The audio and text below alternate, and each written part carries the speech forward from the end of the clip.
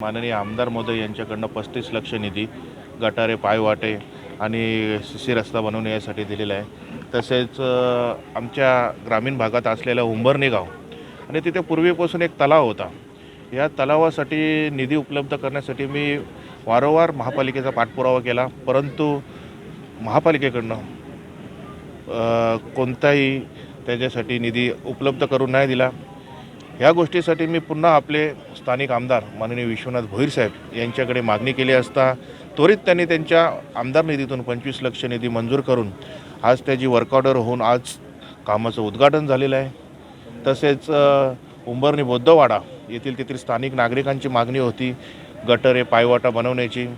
त्या मागणीला सुद्धा दुजोरा देऊन माननीय आमदार विश्वनाथ भोईर साहेब यांनी 25 लक्ष निधी तिथे उपलब्ध करून दिलेला आहे। तसेच एक मोठी समस्या होती बल्याणी तलावाची, जी मागील 10 वर्षापूर्वी मी महापालिकेचा पाठपुरावा करून 25 लक्ष निधी मंजूर करून याच्यासाठी वाडे भिंत बांधून घेतली होती, परंतु भरपूर वेळ निघून गेला आणि पुन्हा एकदा या तलावाची परिस्थिती आपण बघत असता दुरावस्था झाली होती।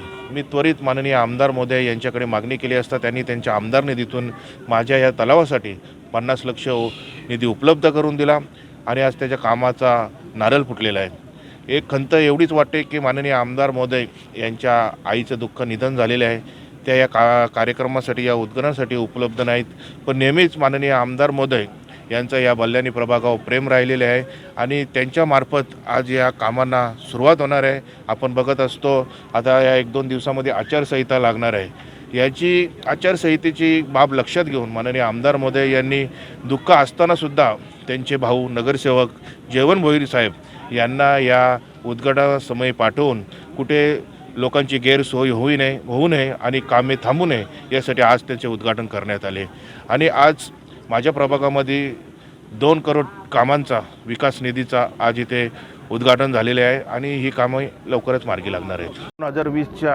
कोविड काळापासून आणि निवडणुका लांबणीवर आलेले आहे आणि महापालिकेमध्ये प्रशासक आहे, परंतु प्रशासकांमार्फत कोणतेही काम आपल्या या महापालिका हद्दीमध्ये करण्यात येत नाही, परंतु येथील स्थानिक धडाडीचे कार्यसम्राट आमदार यांच्यामार्फत कल्याण पश्चिमचा विकासाचा धडाका लावलेला आहे आणि कल्याण पश्चिमचा कायापलट होणार आहे। कारण आपण बघत असतो पूर्वी एवढे आमदार होऊन गेले, परंतु यांच्यामार्फत कोणताही निधी अशा प्रकारे उपलब्ध करून दिला नाही।